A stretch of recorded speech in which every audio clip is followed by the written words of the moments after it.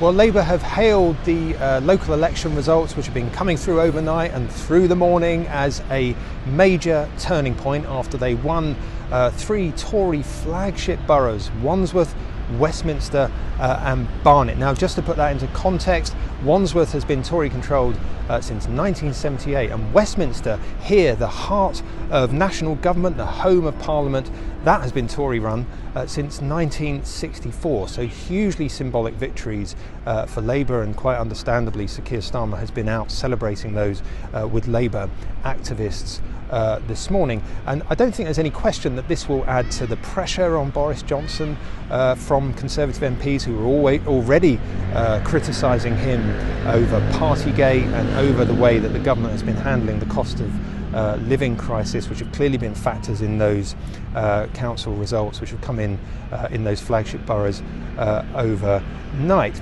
Outside of the capital, though, I think a more mixed picture for Labour. I don't think Sir Keir Starmer has made the breakthroughs that he might have been hoping to in those red wall areas of the north of England, places like Oldham and Hartlepool, where they haven't performed as well as they might have hoped, and that might be telling you that there's still some questions. The jury is out on Sir Keir Starmer at the moment, and whether he's any closer to knocking on the door of number 10. Perhaps just as interesting is the performance of the Liberal Democrats, who have had a really good night.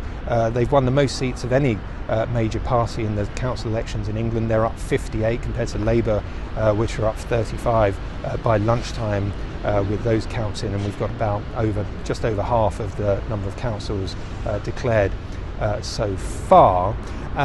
Interestingly, in southwest London, in particular, places like Richmond upon Thames, where the local council was already Lib Dem controlled, they've increased their dominance there. The Conservatives have pretty much been wiped out. There's only one Conservative councillor left in Richmond. In places like Merton, where that is Labour controlled, but Lib Dems have now become the second biggest party there. They've taken lots of seats off the Conservatives in places like Raynes Park and parts of Wimbledon, which have traditionally been held by the Conservatives. Now, that's interesting because they are really targeting the seat of Wimbledon Tory MP Stephen Hammond at the next general election, who's got a majority of just over 600. And the Lib Dems really think that they can win that when the next general election comes around. And there is a sense that there is a bit of a revival around the Lib Dems. They did well in the north, they won Hull, and they're also hoping to do well in other parts of the country, such as the southwest, in Somerset, when results come in later on Friday, and places like Winchester, commuter belt, places like that. And that will add to the jitters among Conservative MPs in the south and the southwest, who fear that Boris Johnson might be hurting their chances of re-election when the general election does eventually come around. Now, overall, it's always difficult to read too much into local council election results in terms of mapping it onto what is actually going on here at Westminster. We are halfway through the electoral cycle. We're a couple of years away from a general election.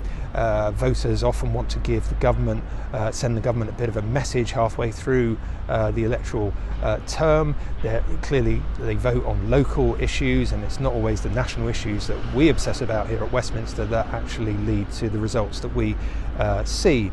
But I think, given that London was always going to dominate these local elections, 40% of the seats in England were up for grabs here. I think on the reading of what's happened, I think it's fair to say Boris Johnson has had a challenging night, and the worry for him will be that this will now lead to renewed questions over his leadership in the coming days.